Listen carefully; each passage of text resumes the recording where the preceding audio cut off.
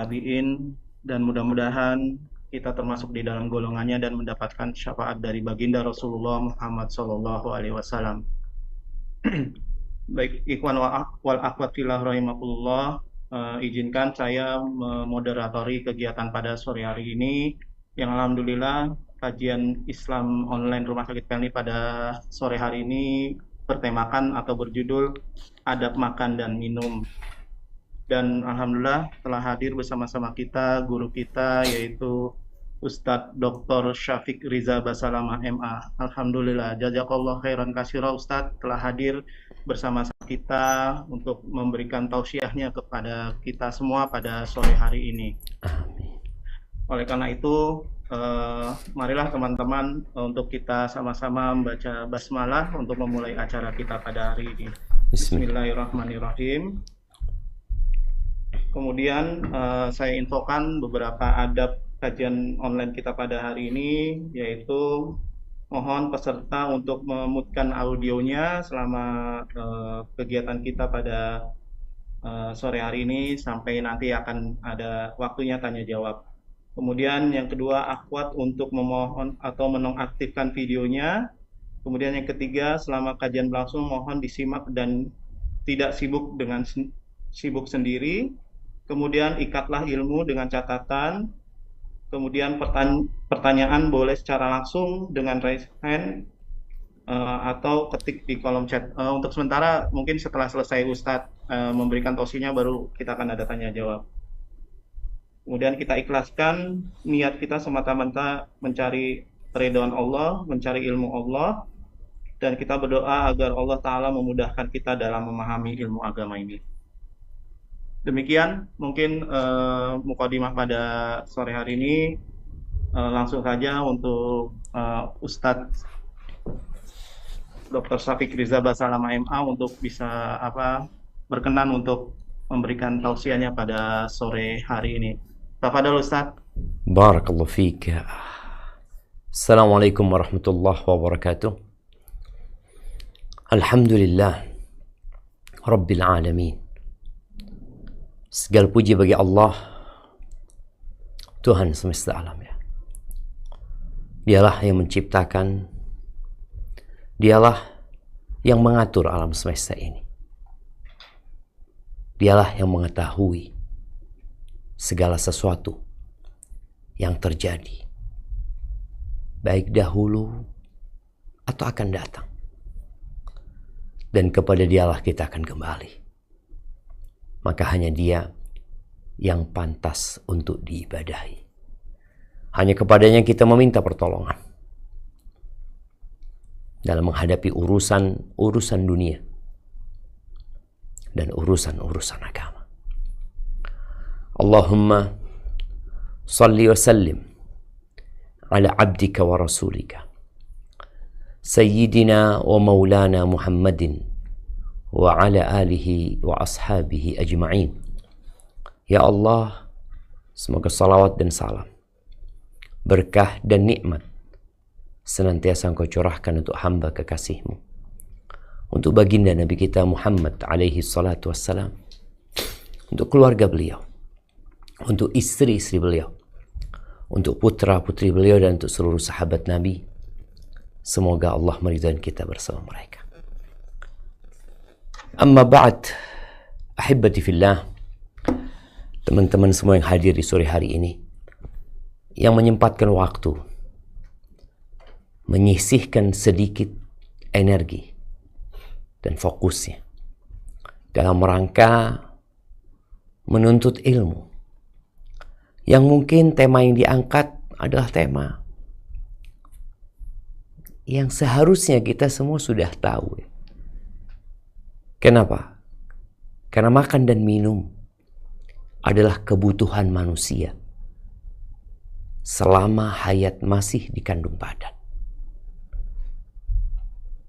Tapi sebagian kita baru belajar adab dan etika makan dan minum yang sesuai dengan agama itu terlambat. Atau sebenarnya nggak terlambat. Dia sudah dapat Ustadz ketika dia di rumah. Sejak kecil orang tua sudah mengajarkan adab dan etika tentang bagaimana tata cara makan dan bagaimana tata cara minum. Tapi ya kita ingin menyempurnakan ilmu yang pernah kita dapat, yang mungkin sebagian kita lupa, atau sebagian kita karena lingkungan yang kurang mendukung, sehingga ada kebiasaan-kebiasaan yang tidak baik yang dia lakukan dan dia anggap itu nggak masalah. Setiap pagi kita berdoa, memohon kepada Allah, Allahumma inni as'aluka ilman nafi'an wa rizqan tayyiban wa amalan mutaqabbala. Ya Allah, aku memohon kepadamu ilmu yang bermanfaat, yang dengan ilmu itu kita tahu jalan meniti surga. Dengan ilmu itu kita jadi faham apa yang seharusnya kita lakukan dan apa yang seharusnya kita tinggalkan. Dengan ilmu itu kita juga tahu mana yang penting dan mana yang lebih penting, mana yang mulia dan mana yang lebih mulia. Wa rizqan thayyiban, dan kita minta rizki yang baik. Karena ternyata tidak semua penghasilan itu baik. Sebagian orang berpikir yang penting aku bekerja. Padahal pekerjaan dia dimurkai oleh Sang Pencipta. Aku berusaha untuk memberikan nafkah. Tapi caranya. Maka kita perlu punya ilmu sehingga kita tahu mana yang halal dan mana yang haram. Dan yang terakhir, kita meminta wa amalan mutaqabbala, dan kita minta amalan yang diterima. Ternyata amalan kita itu ada hubungannya dengan makanan kita. Ibadah kita, doa kita, permohonan kita kepada Allah Azza wa Jalla, itu ada hubungannya dengan makanan kita. Maka penting kiranya kita belajar adab ini. Dan bicara adab ini ada 3 pembahasan insyaAllah. Yang pertama berkaitan dengan adab secara umum, kemudian adab sebelum makan, adab ketika makan, dan yang keempat ada 4 ya, adab setelah makan. Ana dengar ya, bahwasanya ketika orang diundang oleh Ratu Elizabeth ya, oleh kerajaan-kerajaan yang ada di Eropa, itu orang ketika diundang untuk makan, dia tidak akan masuk dan tidak akan duduk bersama untuk makan malam umpamanya, kecuali setelah dia diajarin etika dan adab makan yang benar. Seperti apa seharusnya dia ketika nanti di dalam. Makanan apa yang harus dia ambil terlebih dahulu. Kemudian dengan tangan yang mana dia mengkonsumsi. Dan setelah makan, apa yang dia lakukan. Maka adab yang pertama dalam agama kita berkaitan dengan adab umum ini adalah mengkonsumsi yang halal dan meninggalkan yang haram. Hukum asalnya segala sesuatu itu halal, kecuali yang Allah haramkan. Enak, semuanya halal, kecuali yang diharamkan. Allah Azza wa Jal maha baik, kata Nabi SAW di hadis riwayatkan Imam Muslim ya.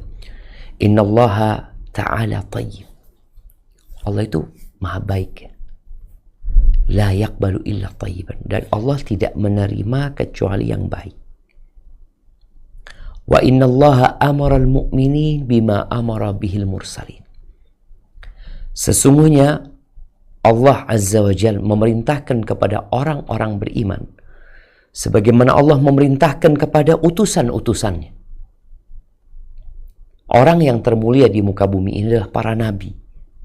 Dan para nabi yang paling mulia adalah Nabi kita Muhammad alaihissalam. Semua itu dapat perintah yang sama dengan perintah yang Allah berikan kepada seluruh umat manusia yang beriman. Apa perintah Allah? di surat Al-Mu'minun ayat 51. Silahkan dibaca.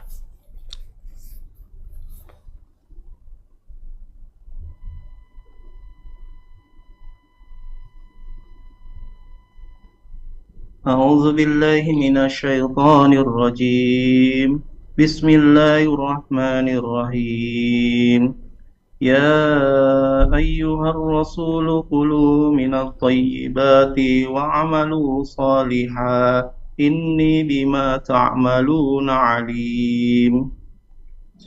Hai Rasul-Rasul, makanlah dari makanan yang baik-baik dan kerjakanlah amal yang soleh. Sesungguhnya aku maha mengetahui apa yang kamu kerjakan. Allahu Akbar. Para Rasul diperintahkan untuk makan yang baik dan beramal yang baik. Tadi disebutkan bahwasanya ternyata apa yang kita makan berdampak kepada amalan kita. Allah itu maha mengetahui dengan apa yang kita kerjakan. Tapi itu perintah Allah kepada para Rasul. Lalu apa perintah Allah kepada orang-orang yang beriman? Allah sebutkan di surat Al-Baqarah ayat 172. Nah, silahkan dibaca.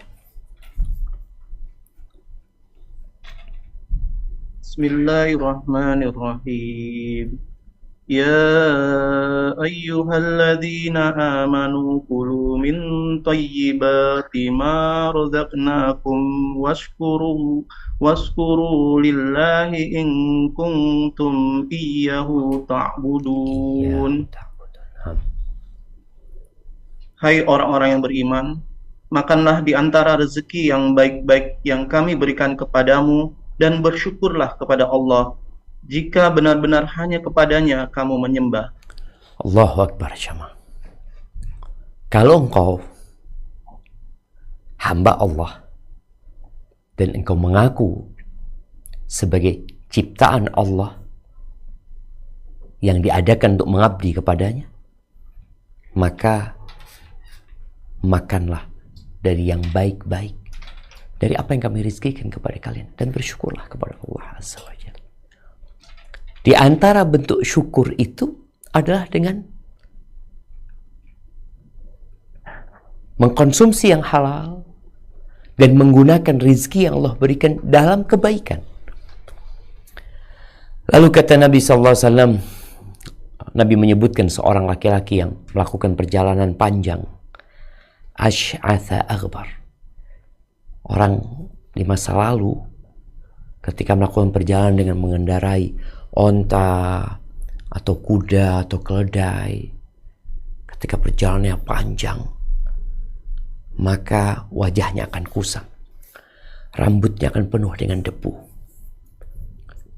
badannya pun juga berdebu. Lalu orang ini mengangkat tangan berdoa, karena seorang musafir itu doanya mustajab. Dia memanggil Allah dengan mengatakan ya Rabb, ya Rabb. Musafir kondisinya memprihatinkan, angkat tangan memanggil dengan nama Allah, tapi nggak dikabulin. Padahal Allah janji akan mengabulkan doa, apalagi dari orang yang sedang kesusahan. Apa penyebabnya doa dia tidak dikabulkan? Wa mat'amuhu haram, makanannya haram. Wa malbasuhu haram, pakaiannya haram. Wa ghudhiya bil haram, dia tadi yang dia konsumsi ya adalah dari hal yang haram. Fa anna yustajabu lahu, gimana mau dikabulkan doanya? Maka jangan meremehkan urusan makan. Boleh jadi permintaan-permintaan kita umat Islam, permohonan-permohonan kita kepada Allah untuk diri kita, untuk orang lain, untuk saudara-saudara kita di Palestina, tidak diperkenankan karena kita makan haram atau minum haram, tidak perhatian dengan apa yang masuk ke dalam perutnya. Taib, itu yang pertama. Makanlah yang halal, minumlah yang halal. Yang ketiga, jangan berlebih-lebihan. Ya, kita tahu syahwat makan itu berbeda-beda dari satu manusia ke manusia lain. Ada orang yang makan dikit udah kenyang. Bahkan dia nggak punya hasrat untuk makan. Sehingga perlu dibantu dengan ya berbagai macam vitamin mungkin. Agar dia berhasrat untuk menambah dari apa yang disuguhkan kepada dia. Tapi ada orang yang berlebih-lebihan ketika makan. Baik dari makanan yang dibeli atau dari makanan yang dimasukkan ke dalam tubuhnya. Sehingga obesitas atau berbagai macam penyakit muncul. Apa penyebabnya? Berlebih-lebih. Makanya ada dokter-dokter yang bijak ya ketika dia tanya atau ketika pasien bertanya kepada dia tentang apa ada pantangan yang harus dia hindarin. Kata dokter, silahkan makan yang kau inginkan, yang kau sukain. Tapi satu syaratnya, jangan berlebih-lebihan. Munculnya penyakit-penyakit ini karena berlebih-lebihan. Makanya kenapa ketika di rumah sakit, ya makanannya diatur ya, yang harus dimakan tuh 4 sehat 5 sempurna dengan jumlah yang dibatasi ya. Ya supaya nggak berlebih-lebihan. Ada orang yang sampai ususnya dipotong, bayangin ya, ususnya dipotong karena ada masalah dengan dia. Atau ada orang tua yang tidak memperhatikan adab makan anaknya, semua dia makan. Oh, ingat, halalan thayyiban, yang halal dan yang baik. Dan cara mengkonsumsinya juga dengan cara yang baik. Apa kata Allah Azza wa Jalla di surat Al-A'raf ayat 31? Nah. Bismillahirrahmanirrahim. Ya bani Adam khudhu rinatakum inda kulli masjidin. Inda kulli masjid. Inda kulli masjidin wa kulu washrubu washrabu wa la tusrifu innahu la yuhibbul musyrifin. Hai anak Adam, pakailah pakaianmu yang indah di setiap atau memasuki masjid. Makan dan minumlah, dan janganlah berlebih-lebihan. Sesungguhnya Allah tidak menyukai orang-orang yang berlebih-lebihan. Subhanallah, ini sebuah adab umum ya yang harus dimiliki oleh setiap manusia. Jadi, Anda dengar sekarang ini di Amerika atau di negara-negara maju lainnya, itu anak-anak diajarin tentang gizi. Diajarin apa yang harus dia makan, apa hal-hal yang berbahaya, yang tidak boleh dikonsumsi. Karena memang berbahaya, anak-anak nggak tahu gitu loh. Dia keluar ke supermarket, ke minimarket, atau ke warung, ya udah, dia beli yang dia mau, padahal membahayakan dirinya. Dan beli dengan jumlah yang banyak. Ada orang yang cerita sama anak, kenapa dia kemudian kena penyakit gula, diabetes. Dia tiap sore waktu itu selama 1 bulan, dia mengkonsumsi, kalau bahasa kita di kampung ini, soda gembira. Soda gembira itu ada soda dicampur dengan kental manis, campur sama sirup ya. Itu dituang, kemudian itu diminum terus setiap hari. Ya secara hukum yang diminum halal. Tapi ketika berlebih-lebihan, engkau yang akan merasakan dampak dari apa yang kau makan. Ayam bagus. Tapi ketika engkau makan tuh ayam horn ya, yang kita tahu itu ayam nggak normal.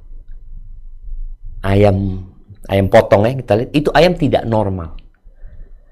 Bagaimana ayam yang seharusnya bisa dikonsumsi setelah 6 bulan, ini 1 bulan bisa dikonsumsi. dengan bobot yang sudah lebih dari 1 kilo, 1,5 kilo, yang disuntik, dikasih hormon ini dan itu, akan membahayakan dirimu. Maka jangan pernah berlebihan apapun yang kau makan. Walaupun makanan itu dikatakan sehat, tapi ya ketika sudah lebih, jadi nggak sehat. Kata Nabi SAW di hadis yang diriwayatkan Imam Tirmidzi, beliau mengatakan, ma mala'a adamiyun wi'a'an syarran min batan. Tidak ada satu wadah yang lebih buruk yang dipenuhi. Nggak ada wadah yang lebih buruk yang dipenuhin itu daripada perut. Kita kalau punya celengan, oke, penuhin, nggak apa-apa. Sampai penuh tuh nggak apa-apa. Tapi perut kita jangan. Itu tempat yang sangat berbahaya sekali ketika dia jadi penuh. Bihasab ibni Adam akalat yuqimna sulbah. Cukup manusia itu kalau mau makan adalah dia mengkonsumsi beberapa suap makanan agar punggungnya jadi tegak. Jadi nggak perlu senderan ya, dia jadi tegak. Karena orang kalau lagi lapar ya, jadi lemes, jadi nggak bisa beraktivitas. Ya, tujuan makan adalah untuk melanjutkan kehidupan, tapi bukan hidup tujuannya adalah makan. Berbeda dengan sapi. Nih kita mau masuk ke Idul Adha, di mana orang-orang berusaha untuk memberikan makan kepada sapinya dengan makanan yang berlebih ya, supaya bobotnya lebih cepat untuk nambah ya, sampai kita sapi-sapi yang bobotnya 1 ton lebih dan itu, iya bagus tuh, itu sapi karena memang dia untuk dipotong. Semakin berat badannya, semakin lambat geraknya, nggak apa-apa. Kenapa dia untuk dipotong? Tapi engkau sebagai manusia, engkau diciptakan bukan untuk dimakan. Engkau diciptakan bukan untuk dikonsumsi sama manusia, sehingga berat-beratan bobotnya, enggak. Maka Nabi SAW memberikan arahan yang sangat indah sekali. Jangan dipenuhi. Cukup beberapa suap makan, yang penting kau bisa beraktivitas. Fa in kana la mahala, kalau dia harus makan karena memang enak makanannya, atau dia orang yang dia suka makan, maka tetap ada aturan. Fa thuluthun li ta'amihi, wa thuluthun li syarabihi, wa thuluthun li nafasihi. Maka beliau mengatakan alaihi salatu wasallam, 1/3 buat makanan, 1/3 buat minuman, 1/3 buat nafas. 1/3 buat minuman, 1/3 buat makanan, 1/3 buat nafas. Dan 1/3-nya orang beda-beda. 1/3 anak dengan 1/3 anak-anak beda. 1/3 anak, 1/3 mungkin keluarga anak yang lainnya berbeda. Semua orang lebih tahu. Tapi tadi, jangan sampai kau mengkonsumsi makanan yang menjadikan wadah makanan itu membengkak. Itu menunjukkan bahwa udah lewat 1/3. Karena dia harus cari apa ya? Cari rongga tambahan. Memang kita tahu lambung kita itu bisa membesar. Tadi yang diceritakan ada orang yang ususnya harus dipotong ya, karena memang ada masalah gitu loh. Karena diisi terus. Dan pernah Nabi alaihi salatu wassalam lagi duduk, ada satu orang yang bersendawa. Oh ya, kita tahu sendawa itu berasal dari perut ya. Maka kemudian Nabi SAW mengatakan, kufa anna jusyab, tahan sendawamu atas kami ya. Kenapa? Fa ibna atwalan nas ju'an yawmal qiyamah atwaluhum shib'an fid dunya. Orang yang paling panjang penderitaannya pada hari kiamat, paling panjang kelaparannya pada hari kiamat adalah yang paling sering kenyangnya di dunia. Maka kita dianjurkan untuk berpuasa. Ada sebuah ungkapan ya. Ini yang mungkin kita sering dengar. Ada yang dikatakan Nabi yang mengatakan hal ini. Bahwa kenapa ada dokter yang bertanya, kenapa kok nggak banyak orang sakit di sini? Lalu muncul ungkapan, nahnu qaumun la na'kul hatta naju. Kami adalah kaum yang tidak makan sampai kita lapar. Wa idza akalna la nashba. Kalau kita makan kita nggak sampai kenyang. Ini dhaif. Ungkapan ini lemah ya. Penyandaran kepada Nabi SAW lemah. Dan kalau bicara kenyang, nggak apa-apa tadi kenyangnya, tapi jangan sampai berlebihan. Tapi sepertiga buat makanan, sepertiga buat minuman, sepertiga buat nafas gitu. Jangan sampai akhirnya orang itu kekenyangan sehingga membahayakan dirinya. Pernah salah satu sahabat Nabi SAW dikasih minum susu sama Nabi SAW. Minum, kata Nabi SAW. Dia minum. Kemudian dia kembalikan tuh wadah minuman itu. Lalu kata Nabi SAW, engkau minum lagi. Dia minum. Sampai terakhir sahabat ini mengatakan, ya Rasulullah, aku nggak menemukan lagi jalan untuk susu itu. Artinya sudah kenyang dia. Tapi tadi usahakan tidak sampai kenyang yang berlebihan ketika engkau makan, yang menyebabkan akhirnya obesitas buat seseorang dan jadi penyakit. Bukan engkau tambah sehat dengan banyak makan, tapi engkau tambah sakit. Apalagi di masa sekarang ini, di mana gerak manusia semakin sedikit. Di masa lalu, orang kalau makan banyak, kenyang lah, anggap dia kekenyangan. Aktivitas dia, ima dia duduk, menunggu, istirahat, tidur. Atau kalau dia mau beraktivitas lain, dia harus bergerak. Dulu nggak ada motor. Sepeda nggak ada. Dulu kan mereka naik onta, naik kuda ya. Ketika orang naik kuda itu digoyang dia sama kudanya. Tidak seperti naik motor yang dia nggak ada gerak sama sekali. Maka tolong adab ini dijaga dan setiap orang lebih tahu dengan sepertiga dirinya. Tapi kemudian termasuk adab umum, jangan mencela makanan. Ya Allah ya, Anda kalau sudah baca bab ini, Anda jadi merasa banyak dosanya, karena memang kita banyak dosanya. Dalam bab ini, Al-Imam Bukhari dan Muslim meriwayatkan dari Abu Hurairah radhiyallahu ta'ala anhu, ma'aba an-nabiyyu sallallahu alaihi wasallam ta'aman qat. Nabi alaihi salatu wasallam tidak pernah mencela makanan sedikit pun. yakni makanan yang halal. Apabila makanan itu halal, Nabi tidak pernah mencela makanan sedikit pun. Kalau haram ya harus dicela. Karena Allah mencelanya.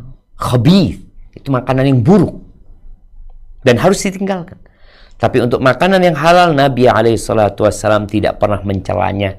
Qat, yakni sedikit pun nggak pernah beliau mencela. Terus gimana kalau nggak suka? Ya, contohlah Nabi SAW. In ishtahahu akalahu wa in karihahu tarakahu. Kalau beliau suka, beliau makan. Kalau beliau nggak suka, beliau tinggalin. Tanpa harus mencela. Al-Imam An-Nawawi rahimahullahu ta'ala, beliau mengatakan termasuk adab yang ditekankan dalam etika makan dan minum ini untuk tidak mencela makanan. Kaqaulihi, kata beliau, seperti ucapan dia, oh kecut banget, oh keasinan, oh kurang garamnya, oh keras, subhanallah jamaah, oh terlalu lembut, oh nggak mateng, ya berbagai macam lah celaan yang dia berikan kepada makanan, apalagi kepada istri, kepada makanan yang disuguhkan oleh istri.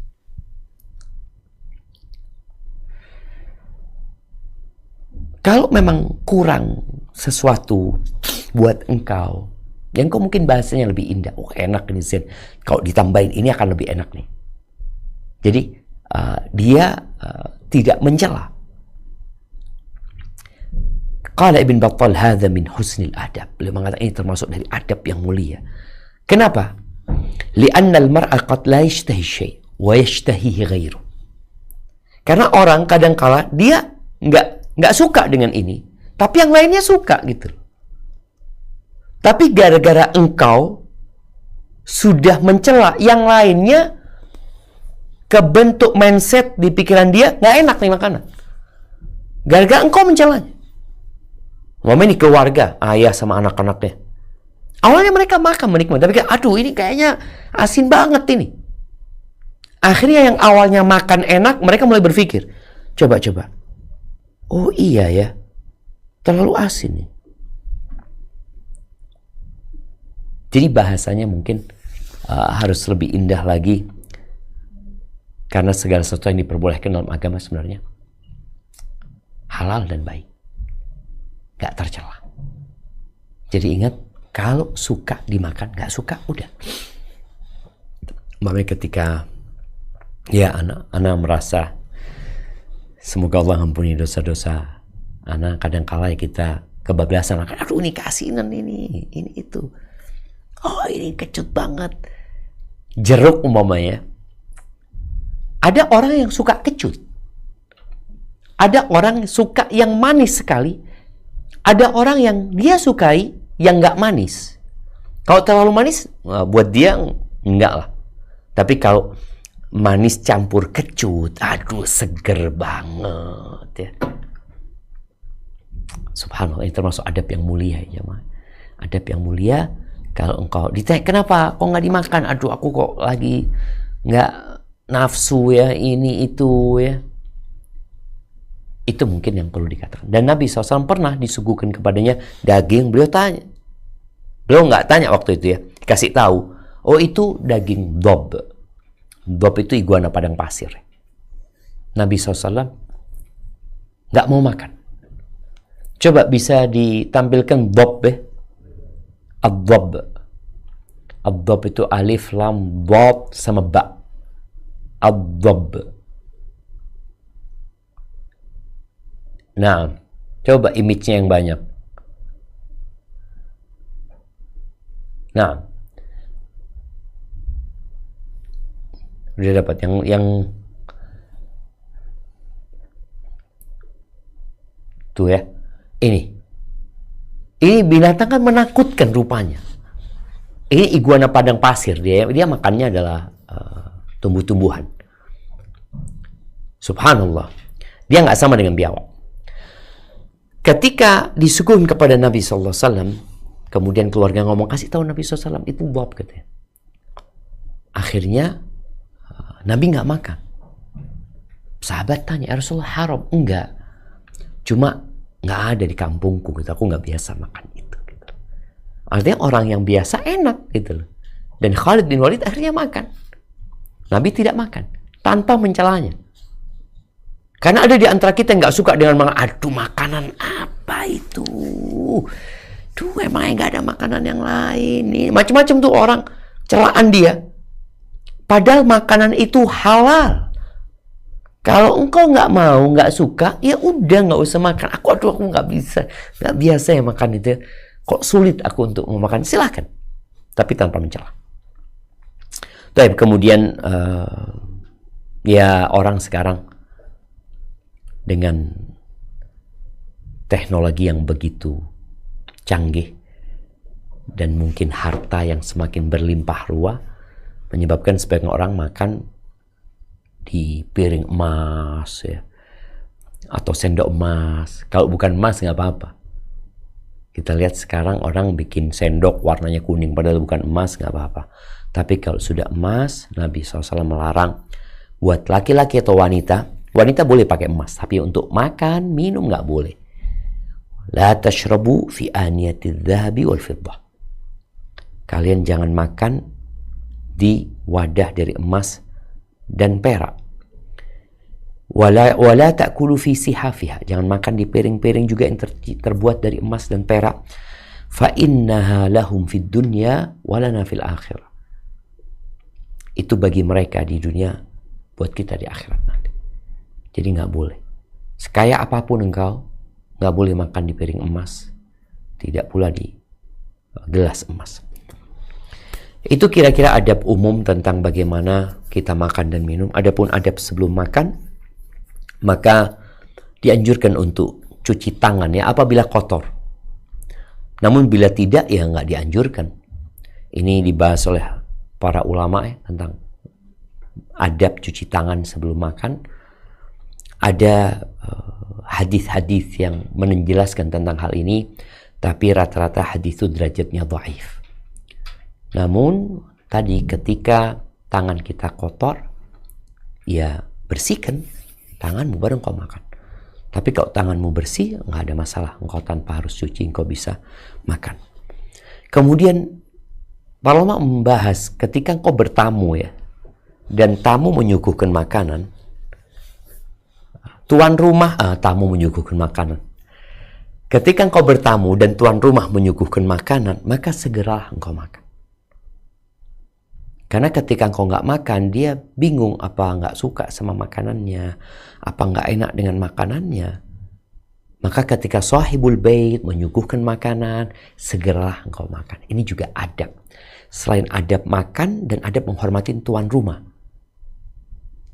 Menghormati tamu dengan mensegerakan menyuguhkan makanan. Dan termasuk adab juga, tuan rumah jangan musyawarah sama tamunya. Ya. Mau makan apa, mau minum apa, udah yang ada engkau suguhkan. Dan tuan rumah ketika sudah menyuguhkan, hendaklah tamu mensegerakan untuk memakan. Itu termasuk adab. Oh nanti dikirain lapar, tamak, enggak.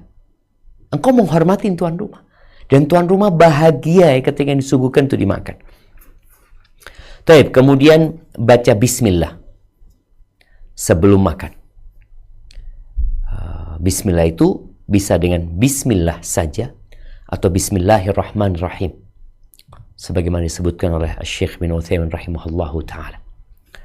Di hadis Aisyah radhiyallahu taala anha, beliau mengatakan, "Idza akala ahadukum falyadhkur ismallah ta'ala."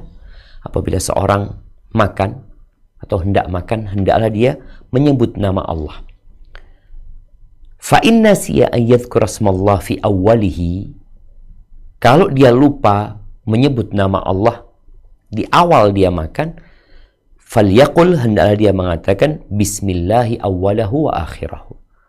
Dia mengatakan bismillah di awal dan di akhir. Itu dia ucapkan. Kemudian ada peristiwa di mana Nabi alaihi salatu wassalam ketika di rumah salah satu istrinya yang bernama Ummu Salamah. Ummu Salamah punya anak ya. Jadi di antara istri-istri Nabi yang punya anak itu Ummu Salamah, tapi bukan dari Nabi SAW. Itu anak bawaan Ummu Salamah. Ketika makan bersama anaknya, namanya Amr ibn Abi Salamah, dia makannya itu kan dulu makannya satu nampan ya, tangannya kemana-mana gitu. Dilihat di sana mungkin kayaknya lebih enak, di sana kayaknya lebih zen. Maka Nabi alaihissalatu wasallam mengatakan kepadaku, kata Amr bin Abi Salamah, ya gulam samillah, wahai gulam, sebut nama Allah azza wajalla. Disuruh nyebut nama Allah azza wajalla. Itu adab sebelum makan. Ketika kita sedang makan, maka makanlah dengan tangan kanan. Oh, ana ini kidal. Kalau kidal maksudnya tangan kirimu itu lebih kuat, lebih berenergi daripada tangan kananmu, tetap engkau wajib makan dengan tangan kanan. Kenapa? Karena engkau bisa. Allah bisa karena biasa.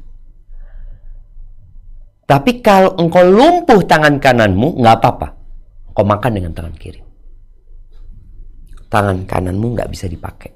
Orang kena stroke, maka dia makan dengan tangan kirinya, minum dengan tangan kirinya, nggak apa-apa. Karena darurat. Kata Nabi SAW kepada Amr bin Abi Salamah ini, kul wa kul biyaminika, makanlah dengan tangan kanan. Gitu. Ada yang makan dengan dua tangan, kanan dan kiri. Kanan. Nabi SAW menyebutkan, la ya'kulanna ahadun minkum bishimalihi. Jangan sampai, kata Nabi SAW, ada seorang di antara kalian yang makan dengan tangan kirinya. Wala yashrabanna biha. Jangan minum dengan tangan kirinya. Kenapa? Fa inna syaitana ya'kulu bishimalihi wa yashrab biha. Rawahu Muslim. Karena setan itu makan dan minum dengan tangan kiri. Pernah suatu hari Nabi SAW lagi bersama para sahabatnya makan berjamaah. Ini juga termasuk adab, makan bareng-bareng gitu loh. Jangan sendirian kau makan. Orang kalau makan bareng-bareng diberkahin sama Allah Subhanahu wa taala. Ada satu orang yang makan dengan tangan kirinya. Lalu Nabi SAW menegurnya, kul biyamini. Makanlah dengan tangan kanan. Kata orang ini, la astati, aku nggak bisa. Nggak bisa. Dia nggak bisa mungkin karena ya udah kebiasaan makan dengan tangan kiri. Nggak bisa dengan tangan kanan. Nabi SAW mengatakan, lastata'ta. Semoga engkau nggak bisa. Ma mana'ahu illal kibir. Kata Nabi SAW, tidaklah menghalangi dia kecuali kesombongan dia. Sombong itu menolak kebenaran dan meremehkan orang. Akhirnya kata sahabat yang meriwayatkan hadis ini, orang itu tidak pernah terlihat ngangkat tangan kanannya lagi. Lumpuh. Maka jangan main-main dalam masalah ini. Kita nggak boleh menyerupai setan. Setan itu musuh kita. Jadikan dia musuh. Jangan malah engkau berkawan dengan setan. Engkau tetap ketika buang hajat dengan tangan kirimu, nggak dengan tangan kanan. Tapi makan, engkau dengan tangan kirimu yang kau gunakan untuk membersihkan kotoranmu. Jangan. Dan kemudian memakan atau mengkonsumsi yang dekat dari dia, khususnya kalau makannya satu nampan dan makanannya sama. Maka makanlah yang dekat, jangan mengambil yang di depan saudaramu. Ya gimana ya? Orang lagi makan bareng, tahu-tahu di depan dia ada daging ya. Tangan kita langsung ngambil daging yang di depannya dia. Mana etikamu? Dia yang lebih pantas untuk makan yang di depan dulu. Engkau makan yang di depanmu. Dan jangan ngambil dari yang di tengah makanan. Oke, kalau ada makanan banyak, jangan diambil tengahnya. Ambil yang sampingnya. Ya. Kul mimma yalik.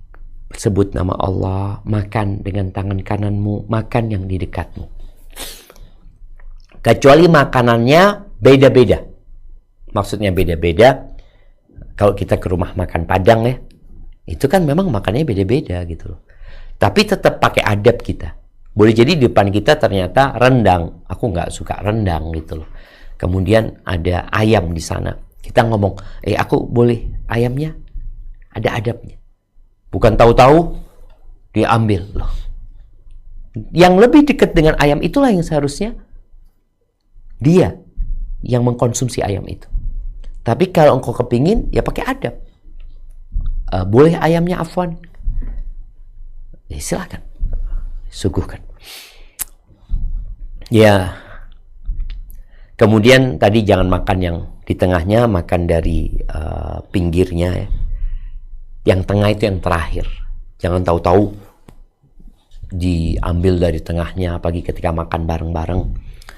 Kata Nabi SAW di hadis riwayatkan Ibnu Abbas, innal barakata tanzilu wasat ta'am. Berkah itu turunnya di tengah makanan.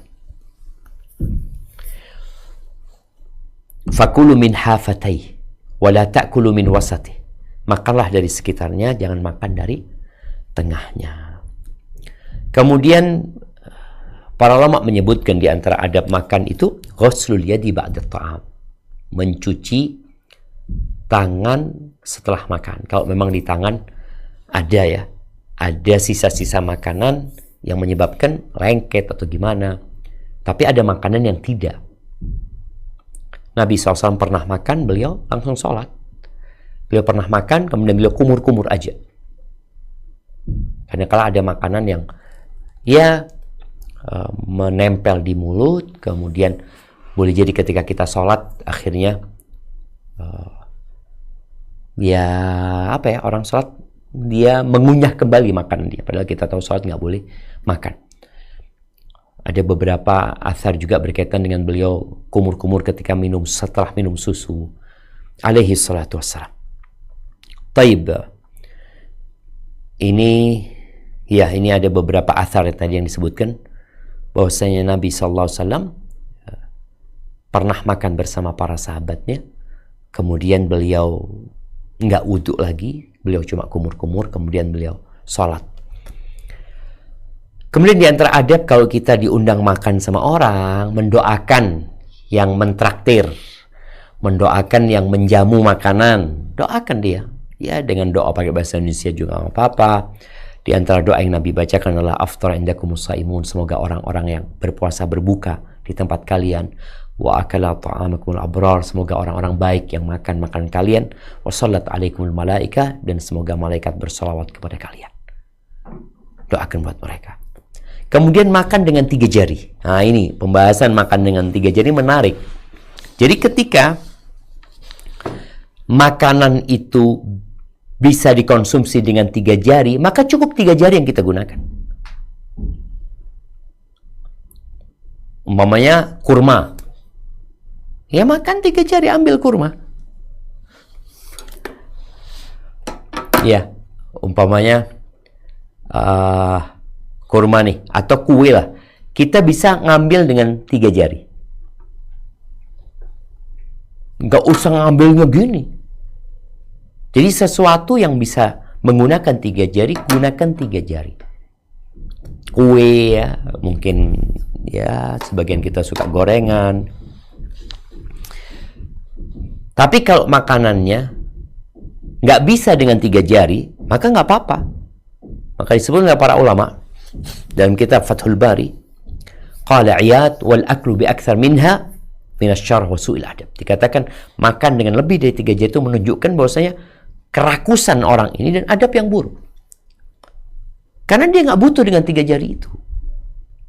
Wa in ittara ila al-akl bi akthar min 3 asabi. Kalau dia butuh menggunakan lebih dari 3 jari karena makanannya yang lembek, makanannya yang nggak bisa memang, maka dia gunakan yang ketiga, yang keempat. Ini termasuk adab. Dan itu kalau makan dengan tangan, dan nggak apa-apa makan dengan sendok ya. Cuma memang pernah adalah salah satu Muslim yang diundang makan sama Belanda ketika kita dijajah sama Belanda. Ini orang pakai tangan. Kita katakan boleh pakai sendok. Ini orang pakai tangan makan. Ketika ditanya sama company itu, tuan kenapa nggak pakai sendok, kata dia. Oh, ini ada manfaatnya. Akhirnya makan, itu company kepanasan. Kata orang ini, itulah sendok itu nggak punya rasa, tapi tangan kita bisa merasakan.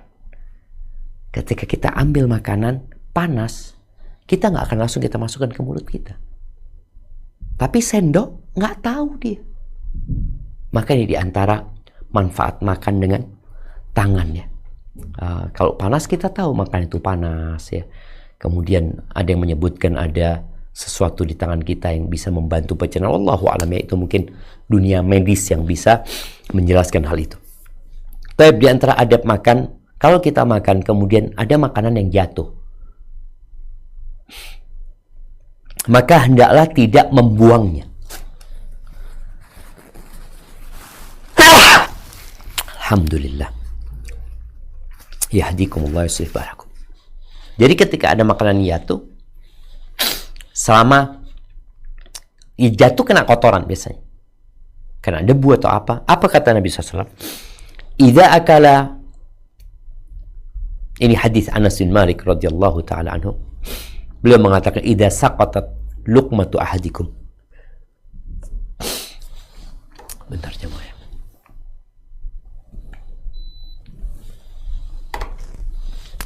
Apabila jatuh, ya lukmah itu satu suapan yang ingin dimakan oleh seseorang, falyumit anhal adha wal yakulha, hendaklah diambil, kotorannya dibuang, lalu dia makan, dan hendaklah dia makan, kata Nabi. Wala yada'uha lisyaitan, dan jangan ditinggalkan buat syaitan. Itu adab makan. Kalau ada yang jatuh, jangan dibuang, dibersihkan dan langsung dimakan. Dan nanti ada adab, kita dianjurkan untuk menjilatin tangan kita, membersihkan tangan kita ketika kita makan. Ya Allah, setia gimana sih? Kalau kelihatan orang kan kayak jijik seperti itu. Itulah yang menyebabkan orang-orang itu jijik, karena kita tidak mengenalkan sunnah kepada mereka. Yang mereka tonton, apalagi sekarang ini, adalah gaya hidup, gaya makan, etika makan orang-orang yang tidak berdasarkan wahyu mereka hidup. Nabi SAW makan. Dijilatin tangannya. Wal yul'iqha, atau orang lain yang menjilatin tangannya. Seperti orang tua ketika makan sama anaknya, umpamanya, atau suami sama istri. Dilihat, suami melihat istrinya tangannya masih ada sisa-sisa makanan, kemudian dia ambil, dia jilatin. Atau anak dijilatin tangannya sama orang tuanya, kadang-kala dia habis makan sesuatu belepotan, dia nggak ada masalah. Dan ternyata itu sunnah, gitu. Itu sunnah. Tadi makanan jangan, yang jatuh jangan dibuang, jangan diberikan setan. Selama makanan itu masih bisa dibersihkan. Ada makanan yang kalau udah jatuh nggak bisa, udah kotorannya nggak bisa dibersihkan karena udah menyampur. Ya udah, kan sabda Nabi SAW, falyumit anhal adha, yaitu kotorannya dibuang kalau bisa. Tapi kalau sudah nempel menyatu, ya udah nggak bisa dibuang. Ya biarkan setan yang makan ketika dia udah bercampur dengan kotoran. Tapi kalau masih bisa dimakan, jangan diberikan setan. Kemudian ada anjuran makan tidak bersandar. Jadi memang orang itu kalau makan dianjurkan untuk tidak bersandar, ya. Bersandar itu boleh jadi tangannya ke belakang, ya. Ada orang yang makan di bawahnya, di sebelahnya ada bantal sambil miring dia makan, ya. Nabi SAW mengatakan, inilah aku wala akulu aw la akulu ana muttaki. Riwayatkan Imam Bukhari, aku tidak makan sambil bersandar. Taib. Kemudian bagaimana cara makannya? Cara makannya itu boleh jadi di antara tata cara duduknya, duduk seperti orang yang sedang tasyahud awal. Seperti yang sedang tasyahud awal. Atau ada beberapa athar, cuma hadis yang sahih yang disebutkan tentang ini belum ana dapatkan, mungkin ana harus kaji lagi. Yang kita lihat kadang-kala dia menaikkan salah satu kakinya, kanannya dia angkat biasanya. Dia duduk di salah satu kakinya, lutut satunya diangkat sama dia. Taib. Kemudian di antara adab makan ketika bersama-sama, ketika sedang makan, ya makan bersama-sama. Ngobrol, boleh ngobrol ketika makan. Karena ada orang ketika makan nggak boleh ngomong sama orang tua itu. Tempat makan itu adalah tempat paling bagus untuk ngobrol. Makanya sekarang orang pada bikin kafe ini itu, ya. Kafe yang steril, nggak ada suara macam-macam. Untuk ngobrol. Dan orang tua sama anaknya, suami istri, tempat makan itu gunakan untuk ngobrol. Nggak terlarang. Nabi SAW ketika makan juga berbicara dengan sahabatnya, dengan keluarganya. Karena kita diciptakan bukan untuk makan, tapi makan untuk melanjutkan kehidupan kita. Adakah orang lain jangan ngomong, diam semuanya makan.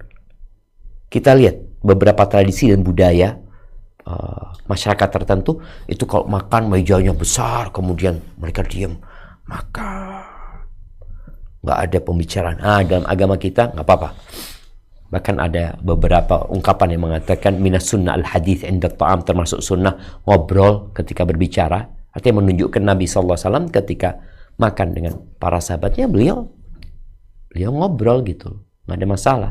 Di situ ada nasihat-nasihat yang bisa disampaikan. Di situ ada curhatan anak-anak kepada orang tuanya. Orang tua bisa tanya, gimana engkau di sekolah? Ini sambil makan gitu, sambil makan. Kemudian tidak meniup makanan. Ya, jumhur ulama berpendapat bahwasanya meniup makanan itu atau minuman itu makruh. Artinya nggak disukai gitu loh jamaah. Hadisnya ada dan sahih. Sebagian ulama menyebutkan kenapa itu dilarang, ya tadi ini berkaitan dengan adab dan etika. Ibnu Hajar al-Asqalani dalam kitabnya Fathul Bari, beliau menyebutkan ucapan salah satu ulama, Al-Muhallab, larangan untuk bernafas ketika minum seperti larangan meniup makanan dan minuman. Bernafas itu ketika orang minum, dia bernafas ketika minum. Kalau kita lihat ya, anak-anak tuh ketika minum pakai botol, dia kan nggak terbiasa. Nanti kita lihat di botolnya itu ada nasinya. Itu karena dia bernafas ketika dia minum. Sehingga yang dari mulutnya keluar tanpa dia berasa. Disebutkan oleh Muhallab ini, larangan meniup itu sama dengan larangan bernafas dalam minuman. Itu seperti larangan meniup makanan dan minuman. Apa alasannya disebutkan oleh beliau? Soalnya bisa jadi ada air ludah, ada sesuatu yang di mulutnya yang masuk ke sana, akhirnya jadi menjijikkan gitu. Beliau mengatakan ini kalau dia makan minum bersama orang lain. Tapi kalau dia makan sendiri atau makan sama keluarganya atau makan dengan orang yang tahu dia nggak akan jijik, maka nggak apa-apa. Ini ungkapan Al-Muhallab. Tapi apa kata Ibnu Hajar? Wal aula ta'mimul mana. Kata Ibnu Hajar, yang lebih utama larangan umum. Mau makan sendiri, mau makan bersama orang lain. Karena boleh jadi nanti ada sisanya di makanan itu. Walaupun dia makan sendiri, tapi dia nggak habis. Minuman itu nggak habis. Maka tadi ketika dia minum sendiri, akhirnya jadi merusak minuman itu. Dan ini sesuatu yang perlu dijalankan ya sama kita ya. Tadi kadang-kadang orang meniup makanan ketika panas ya. Sebagian mengatakan kalau untuk sendiri nggak apa-apa, tapi kalau bareng-bareng jangan gitu loh. Namun yang lebih utama meninggalkan hal itu. Al-Munawi mengatakan wanafkhu fil ta'am al-har, dan meniup makanan yang panas itu menunjukkan orang itu terburu-buru dia, dan menunjukkan atas kerakusan, tidak sabar, dan marwahnya sedikit. Kemudian ada lagi sebagian ulama yang mengatakan termasuk penghinaan kepada makanan ketika dia mengeluarkan sesuatu dari mulutnya ke makanan itu, walau akala wahdahu, walaupun dia makan sendirian. Wasawan kana fi yadihi aw fil ina, baik itu makanan di tangannya yang dia tiup atau makanan itu di tempat dia tiup. Yang diperbolehkan ya dikipas ya, kan itu tanpa ada sesuatu yang keluar dari mulutnya. Kemudian usahakan makan dan minum tidak dengan berdiri. Usahakan makan dan minum dengan tidak berdiri. Nah, masalah ini insya Allah kita sering dengar ya, penjelasan hadis Nabi SAW, la yashrabanna ahadukum qa'iman, jangan minumlah salah seorang di antara kalian dalam kondisi berdiri ya. Ada riwayat dari Anas, bagaimana kalau makan lebih buruk lagi gitu, kok minum aja nggak boleh berdiri. Tapi ada hadis-hadis yang menunjukkan bolehnya makan dan minum berdiri. Karena pembahasan ini panjang, ana akan bacakan jawaban dari salah satu ulama rahimahullah, Syekh bin Baz rahimahullahu taala. Beliau mengatakan semua hadis yang berkaitan dengan makan dan minum berdiri ini sahih hadis. Larangan makan dan minum berdiri itu sahih hadisnya. Wa ja'a anhu sallallahu annahu syariba qa'iman. Tapi juga ada hadis yang menunjukkan Nabi pernah minum berdiri. Nah, ini bagaimana menggabungkan larangan Nabi dan perbuatan Nabi sallallahu alaihi wasallam. Beliau mengatakan fal amru fi hadha wasi' wa kulluha sahih walhamdulillah. Beliau mengatakan dalam urusan ini insyaallah urusannya bisa ditoleransi ya, semuanya sahih. Larangan itu menunjukkan makruh, nggak sampai tingkatan haram. Beliau menunjukkan larangannya itu sifatnya makruh. Artinya yang lebih utamanya duduk ya, lebih utama engkau makan duduk, minum duduk gitu. Tapi kalau engkau makan minum berdiri, maka kau melakukan hal yang makruh. Artinya kita tahu makruh itu kalau dikerjakan rugi kita sebenarnya, kalau ditinggalkan kita dapat pahala gitu. Beliau mengatakan faman yahtaj lil akli waqifan aw syurbi waqifan fala haraj.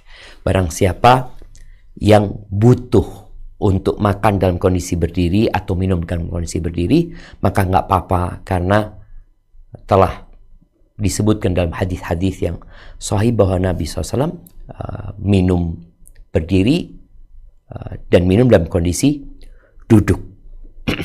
Ya, ini berkaitan dengan makan minum ya. Usahakan kita makannya duduk, minumnya duduk. Tapi kalau dibutuhkan nggak apa-apa. Ada hadis yang diriwayatkan oleh Imam Ahmad ya dan Tirmidzi dan disahihkan dari Abdullah bin Umar radhiyallahu anhuma. Dia berkata, "Kunna na'kul ala ahdi Rasulullah SAW wa nahnu namshi." Kita makan di masa Nabi SAW dalam kondisi berdiri. Wa nashrab wa nahnu qiyam, dan kita juga pernah minum dalam kondisi berdiri gitu. Yang menjelaskan hadis ini mengatakan ini menunjukkan bolehnya makan berjalan. Jadi ketika seorang makan kurma umpamanya dalam posisi perjalanan ya, dia berjalan kaki dari satu tempat ke tempat lain, dia makan kurma. Jadi dia makannya berdiri. Dengan berjalan dia makan. Jadi makan sesuatu yang mungkin kondisinya nggak harus duduk. Kalau duduk bisa makan waktu, tapi tetap yang lebih baik adalah ada makanan yang ya lebih baik engkau duduk lah. Jangan sampai engkau berjalan ya. Maka di sini disebutkan bahwasanya makan minum berdiri itu boleh tapi makruh. Yang lebih baik adalah tentunya makan dan minum dalam kondisi duduk. Jadi kita jangan akhirnya terlalu mengingkari hal itu. Karena memang tetap yang lebih baik adalah duduk. Kita kasih arahan, fadhol duduk, ada kursi gitu loh. Engkau asan duduk. Kalau nggak ada gimana lagi gitu. Barakallahu fiik. Tapi adapun adab setelah makan, maka tentunya membaca doa, memuji Allah Azza wa Jalla, bersyukur ya atas nikmat yang Allah berikan. Di antara doa yang dibaca, Alhamdulillahilladzi at'amana wa saqana wa ja'alana minal muslimin. Segala puji bagi Allah yang memberikan makan kepada kami, memberikan minum kepada kami, dan menjadikan kami orang-orang Islam ya. Adapun hadis yang diriwayatkan Imam Bukhari, bunyinya beliau mengatakan alhamdulillah hamdan katsiran thayyiban mubarakan fi. Alhamdulillah hamdan katsiran thayyiban mubarakan fi ghaira makfiyin wala mudin wala mustaghnan anhu rabbana. Dia mengatakan segala puji bagi Allah Azza wa Jal, yang pujian yang banyak ya, yang penuh dengan berkah, yang kita nggak akan pernah dicukupi, dan pujian kita nggak akan pernah cukup buat Allah Subhanahu wa Ta'ala, dan kita nggak akan pernah tidak butuh sama Allah Subhanahu wa Ta'ala. Ini diantara doa yang perlu dibaca. Di antaranya Nabi SAW kalau dikasih makan sama orang, beliau mengatakan Allahumma barik lana fihi wa at'imna khairan minhu. Dia diriwayatkan dari Abbas bahwa Nabi SAW qala man at'amahullahu ta'aman, barang siapa yang dikasih makan sama Allah Subhanahu wa Ta'ala, falyaqul, hendaklah dia berkata, Allahumma barik lana fihi, ya Allah berikan berkah buat kami di dalamnya, wa at'imna khairan minhu, dan beri kami makanan yang lebih baik dari itu. Dan barang siapa yang dikasih susu, beda nih, hendaklah dia berkata, Allahumma barik lana fihi wa zidna minhu. Ya Allah, beri berkah kami di dalamnya dan tambahkan buat kami. Ini menunjukkan susu sesuatu yang punya kelebihannya. Kalau kita nggak hafal dengan doa-doa ini dalam bahasa Arab, bolehkah kita membacanya dalam bahasa Indonesia? Boleh. Pujilah Allah Subhanahu wa Ta'ala dengan pujian yang engkau bisa, tanpa harus dengan bahasa Arab. Tapi kalau kita menggunakan lafaz yang diajarkan oleh Nabi SAW, ya, seperti tadi, alhamdulillah hamdan katsiran tayyiban mubarakan fi ghaira makfiin wala muwadda'in wala mustaghnan anhu, akan lebih indah. Itu yang dapat kita kaji pada kesempatan kali ini. Mungkin kita masuk ke sesi tanya jawab. Nah, Anda kembalikan ke moderator. Tafadhal. Baik, Ustaz. Khair, Ustaz. Jazakallah khairan katsiran, Ustaz, atas tausiahnya untuk pada sore hari ini. Selanjutnya adalah diberikan kesempatan kepada para peserta untuk bertanya. Saya pada sesi ini yaitu memberikan kesempatan kepada penanya langsung. Nanti akan saya bacakan, setelah itu saya bacakan setelah pertanyaan yang di chat. Baik, saya lihat di sini ada Wahid dan Putri. Mungkin Wahid dulu untuk bisa memberikan pertanyaannya. Padahal silakan Wahid. Assalamualaikum warahmatullahi wabarakatuh, Ustaz Syafiq. Waalaikumsalam warahmatullahi wabarakatuh. Izin Ustaz bertanya Tafadhal. terkait adab kita kalau makan di tempat umum ataupun minum di tempat umum yang misalnya itu kita makan di mie ayam yang punyanya itu pemiliknya itu non muslim gitu, Ustaz. Itu bagaimana kita bersikap? Apa kita meyakini apa yang kita makan itu halal atau dan thayyib? Yang kedua, adabnya nah ini biasanya yang terjadi di umumnya masyarakat Indonesia, Pak Ustadz. Kita itu kadang makan dulu baru bayar. Namun juga ada penjual yang punya cara bayar dulu baru makan. Ada juga yang makan dulu baru bayar. Itu adabnya mana yang baik, Pak Ustadz? Kemudian yang ketiga, terkait akikah dan kurban yang mendekati bulan-bulan kurban ini, dok lagi, Pak Ustadz. Nah itu secara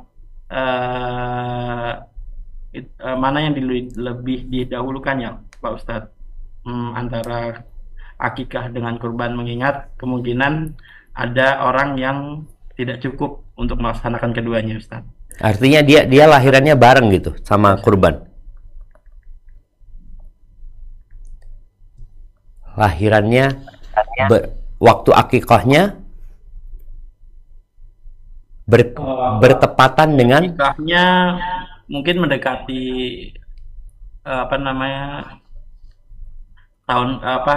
hari kurban gitu, Ustaz. Mungkin hartanya sudah kepakai dahuluan yang seharusnya mungkin untuk beli misalnya kambing itu buat kurban, tapi udah didahulukan untuk akikah itu, Ustaz. Nah, barakallahu fikum. Siap. Berkaitan dengan pertanyaan yang pertama tadi, ketika kita makan di rumah makan punya non muslim, maka kita perlu berhati-hati ketika pemiliknya non muslim, yang boleh jadi dia tidak kenal dengan halal dan haram. Maka hendaklah kita pindah ke tempat lain, kecuali kita tahu hukum asalnya makanan semua halal. Jadi ketika seorang muslim yang berjualan, dia tidak akan menjual yang haram. Ini bicara hukum asal. Jadi sampai sebagian kawan bilang seharusnya nggak perlu label halal, yang perlu label haram. Yang diperlukan adalah label haram, karena hukum asalnya semua makanan itu halal. Apalagi kita di negeri muslim ya, yang mayoritasnya muslim, yang mereka nyembelih dengan cara Islam, yang kemudian mereka juga tahu dengan makanan-makanan yang tidak diperbolehkan untuk dikonsumsi. Jadi kayak di masyarakat umum ya, orang jual bakso Bakso ini kan memang yang didorong, apalagi ya, dia adalah daging olahan yang resiko untuk dicampur dengan daging macam-macam. Maka tatkala penjualnya muslim dan kita tahu muslim yang taat, ya ahlan wa sahlan. Tapi kalau kita tahu di masyarakat itu enggak, di sana banyak dicampur sama celeng umpamanya, karena kita tahu pemerintah kita berulang kali mendapatkan daging-daging celeng yang diseberangkan dari Sumatera ke Jakarta karena dijual sebagai daging sapi. Maka kita perlu berhati-hati. Jadi kalau tadi pemiliknya non muslim, hendaklah kita berhati-hati. Kecuali dia ada label halalnya, ahlan. Tapi kalau nggak ada label halalnya, karena kita tahu nih orang bukan orang yang beriman, orang yang nggak ngerti sama halal haram, maka cari restoran lain. Kalau bicara yang kedua tadi berkaitan dengan urusan sistem makannya, ada yang bayar dulu, ada yang bayarnya terakhir, ya ini kembali kepada budaya yang ada di tempat itu atau kesepakatan kita dengan pemilik makanan. Kalau mereka memang kesepakatannya bayar dulu, ya kita harus bayar dulu. Tapi kalau mereka enggak, budayanya bayarnya nanti, silahkan, fadhol. Kalau makan, apalagi kadang-kala orang makan, nambah ini dan itu, silahkan. Tapi ada tempat-tempat yang tidak melakukan itu. Artinya dua-duanya, selama yang Anda tahu, nggak ada masalah. Apabila tadi ada keridhaan di antara pemilik dan penjual dan pembeli. Dia ridho dengan hal yang seperti itu. Pokoknya dia ambil makanan dulu, nanti baru dia bayar. Memang jamaah ada satu hal yang terkadang kalau kita nggak tahu dengan harganya, itu nanti pemilik toko seenaknya aja memberikan harga. Biasanya kalau di daerah-daerah yang tempatnya musafir ya, atau di tempat wisata, biasanya harganya 20. Kita berpikir harganya ya makan itu mungkin 20 tahu-tahu diketok sampai 100.000. Maka di sini kalau kita bayar di awal mungkin kita akan lebih nyaman, umpamanya. Afan ini berapa gitu loh. Sehingga kita ridho. Oh sekian, ya sudah, kalau mahal enggak jadi umpamanya. Ataupun berkaitan dengan akikah dan Idul Adha, ketika menjadi satu, umpamanya waktu akikahnya subhanallah pas pada waktu Idul Adha. Sebagian ulama menyampaikan bahwasanya cukup sudah kita berkorban, itu sudah masuk akikah di sana. Tapi sebagian ulama mengatakan enggak, kurban itu tidak menggantikan akikah. Ini berkaitan dengan akikah, di mana setiap bayi yang lahir itu tergadaikan dengan akikahnya sampai disembelih akikahnya. Jadi tadi sebagian ulama ada yang mengatakan boleh kita niatnya bareng akikah sama kurban, tapi sebagian mengatakan enggak, tetap harus sendiri-sendiri. Terus mana yang harus didahulukan? Kalau dia berpikir aku insya Allah akan punya rizki nanti buat akikah, boleh jadi dia kurban, karena kurban waktunya sebentar, 10, 11, 12, 13. Tapi kalau akikah bisalah ditunda ya, nggak ada masalah, bulan depan, 2 bulan lagi. Tapi kalau engkau kayaknya aku takut nggak punya ya sudah, engkau ahsan akikah. Jadi yang menjadi tanggunganmu untuk anakmu selesai. Seperti itu. Hadza wallahu a'lam bishawab. Nah. Jazakallahu khairan jawabannya Ustaz. Mungkin saya kasih kesempatan untuk satu lagi penanya, Mbak Putri. Jazakallahu khairan Pak Jerry. Assalamualaikum warahmatullahi wabarakatuh Ustaz. Waalaikumsalam warahmatullahi wabarakatuh. Nah. Assalamualaikum Ustaz. Ustaz, ini Ana pernah bertanya di kajian sebelumnya sama Ustaz terkait dengan hadis yang mengatakan bahwa orang yang panjang kenyangnya di dunia akan lama laparnya di akhirat, Ustaz. Dan apakah kondisi ini kalau kita masih telanjang mungkin ada ukurannya. Yang lama laparnya di akhirat itu, Ustaz, apakah dia dalam keadaan tersiksa, Ustaz? Dan bagaimana dengan orang yang mubazir ya, Ustaz ya? Ana ngelihat contohnya ini ketika ibadah haji juga, Ustaz. Di tenda Mina, di Arafah itu, Ustaz, itu makanan itu mubazir Ustadz, banyak yang tidak termakan. Bahkan ada yang mengatakan kita di Mina mau melempar setan tapi malah berteman dengan setan gitu Ustadz. Yang kedua Ustadz, masih berkaitan dengan itu Ustadz, apakah ada hadisnya atau dalilnya yang mengatakan bahwa minum air zam-zam itu disunahkan berdiri Ustadz? Itu aja Ustadz. Jazakallah khairan Ustadz. Barakallahu fiik. Assalamualaikum warahmatullahi wabarakatuh. Barakallahu fikum. Iya. Ya, berkaitan dengan orang yang disebutkan sama Nabi SAW yang paling banyak kenyangnya di dunia, paling panjang laparnya di akhirat, ya tentunya dia dalam kondisi tersiksa gitu loh. Pada saat orang-orang sudah berada di surga, orang-orang sudah menikmati di sana, orang ini masih kelaparan. Jadi dia berada di siksaan, yang salah satu bentuk siksaannya dia kelaparan di sana.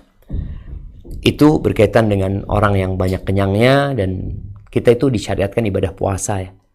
Ini juga jangan sampai kita memikirkan perut kita, memikirkan kenikmatan kita di dunia, kita lupa dengan kewajiban-kewajiban kita untuk berpuasa. Dan juga ada puasa-puasa sunnah yang perlu kita hidupkan ya, paling enggak ya sebulan kita punya waktu lapar dengan berpuasa. Bukan puasa karena sehat, karena diet orang puasa, enggak, kita puasa karena Allah Azza wa Jalla. Baik, berkaitan dengan pertanyaan yang kedua ini berkaitan dengan mubazir tadi ya. Nah, Iya. Ustadz, di Mina Arafah itu Oke. Ustadz, banyak yang nakal Ustadz. Iya, berkaitan dengan mubazir ini jamaah ya. Ya memang ada perbedaan antara mubazir dengan berlebih-lebihan. Ada yang mengatakan bahwasanya yang namanya mubazir itu membelanjakan sesuatu yang tidak harusnya dia lakukan. Mubazir itu kayak orang beli burung, apa burung yang mahal? Hah? Murai batu, beli murai batu 100 juta kemudian dia goreng dia. Dia goreng tuh murai batu. Artinya ini dia membelanjakan sesuatu yang tidak seharusnya dia lakukan ya. Adapun berlebih-lebihan tadi, ya dia seharusnya ngambilnya satu piring, dia ngambil 2, kemudian dia buang nantinya. Ya itu nggak boleh, tetap mau di Mina, mau di hotel ya. Makanya sampai di hotel-hotel tuh kadang-kadang kita lihat ya orang makan, sisa makannya bertumpuk ya. Padahal dia yang ngambil. Beda dengan kondisi orang yang dia disuguhin makanan, kayak dikasih nasi kotak dia.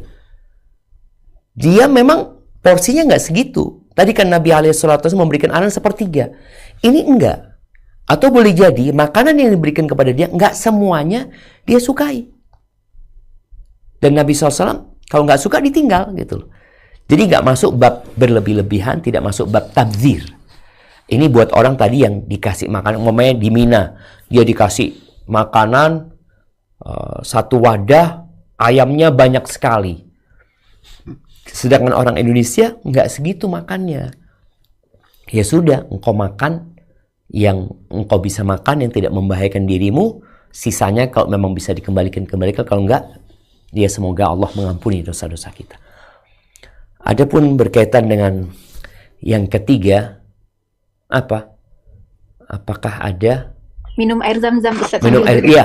Jadi tadi udah disampaikan ya, bahwasanya ada hadis-hadis yang melarang Nabi dari Nabi SAW untuk makan dan minum berdiri, untuk minum berdiri khususnya.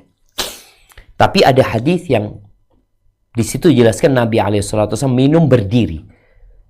Salah satunya ketika minum air zam-zam, beliau minum berdiri memang. Tapi bukan berarti itu sunnah minum berdiri. Karena para ulama menyebutkan boleh jadi kondisinya nggak bisa duduk karena ramai ini dan itu. Kemudian minum berdiri, dan itu dijadikan dalil bahwasanya boleh minum berdiri, bukan sunnah minum berdiri ya, boleh minum berdiri, tapi hukum asalnya ya sabda Nabi SAW, hendaklah orang minum dalam kondisi duduk ya. Jadi kalau kita bisa duduk, duduklah. Kalau enggak mau berdiri ya tafadhal, tapi tadi jadinya makruh hukumnya. Hadza wallahu a'lam bissawab. Nah. Jazakallahu khairan Ustaz. Assalamualaikum warahmatullahi wabarakatuh. Waalaikumsalam warahmatullahi Baik Ustaz, wabarakatuh. mungkin saya memberikan kesempatan untuk membacakan pertanyaan dari chat. saya akan memilih karena banyak juga yang bertanya, mungkin mengingat waktu juga di 5 menit waktu terakhir ini mungkin Ustadz bisa menjawab 2 pertanyaan. Yang pertama, pertanyaan dari Vika Nuzika Khairunisa. Bismillah. Afwan Ustadz, izin bertanya, bagaimana hukumnya makan di tempat all you can eat? Jazakallahu khairan katsira Ustadz. Yang kedua Ustadz, yaitu izin bertanya, pertanyaan dari Fuad Baihaqi. Qadarullah, saya sedang dirawat di rumah sakit Jepang. Sudah 1 bulan lebih dikarenakan sakit. Yang saya tanyakan pihak dari rumah sakit kadang menyiapkan